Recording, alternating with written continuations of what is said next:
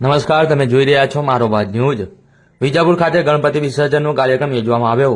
વિજાપુર આવેલ સાબરમતી નદીમાં શ્રદ્ધાળુઓ દ્વારા ગણપતિ વિસર્જન કરવામાં આવેલ। કેટલાક શ્રદ્ધાળુઓ દ્વારા જણાવવામાં આવેલ કે અમે અમારા ઘરમાં બાપાની સ્થાપના કરેલ હતી અને આજરોજ અમે બાપાના વિસર્જન કરવા આવેલ। વિસર્જન દ્વારા પૂજાપાઠ કરી ગુલાલ ઉડાડી પોતાની મનોકામના પૂરી થાય તેવી પ્રાર્થના કરી ગણપતિ બાપાને નદીમાં પધરાવી ગણપતિ બાપા મોડિયાના નાદ સાથે વિસર્જન કરતા જોવા મળેલ। અહેવાલ અલ્તાફ પઠાણ, વિજાપુર। મારો અવાજ ન્યૂઝ આજે આપણે આવ્યા છીએ હિંમતનગર સાબરમતી નદીની પાસે, જ્યાં આજે ગણેશ વિસર્જન થઈ રહ્યું છે। લોકો ખાસી એવી ભીડમાં જોવા મળે છે ને આજે ગણેશ વિસર્જનમાં લોકોની પરંપરા પૂજા પાડી લોકો અહીંયા જોવા મળી રહ્યા છે। બરાબર, આજે ગણેશ વિસર્જન છે તો તે માટે બાબતે શું કહેશો?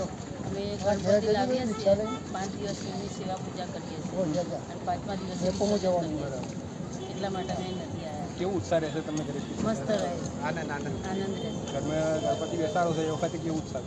મસ્ત ઉત્સાહ છે, વિસર્જન કરવાનું મને નહીં થતું। વિસર્જન માટે આવ્યા છો તો શું કહેશો તમારે?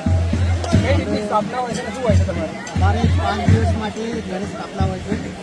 પહેલા દિવસે ગણપતિ લાવીએ અને બરાબર છે ઘરે બેસાડીએ, સ્થાપના કરીએ, આગળ પગે લાગીએ।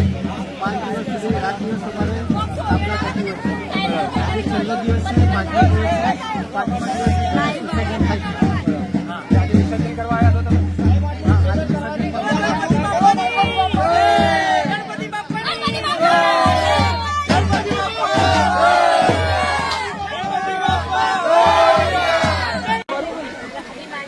બરાબર, આજે ગણપતિ બાપા વિસર્જનનું છે તો શું કહેશો આજે? અમને ખૂબ મજા આવી પધરાવા આવે એટલે અમે વિજાપુર ગોકુલધામ સોસાયટીમાંથી આવ્યા છીએ। નદીમાં નાવા તો ના મળ્યું પણ મજા આવી। બરાબર, બીજું બાપાનું વિસર્જન છે એ બાબતે કઈ કહેશો? આજે અમને મજા આવી, બધા ભેગા થઈને આવ્યા। 5 દિવસ અમે ઉત્સવ કર્યો અને અહીંયા બધા ભેગા થઈને ગણપતિના ડૂબાયા અને ખૂબ મજા કરી, ગરબા ગાયા। શું કહેશો?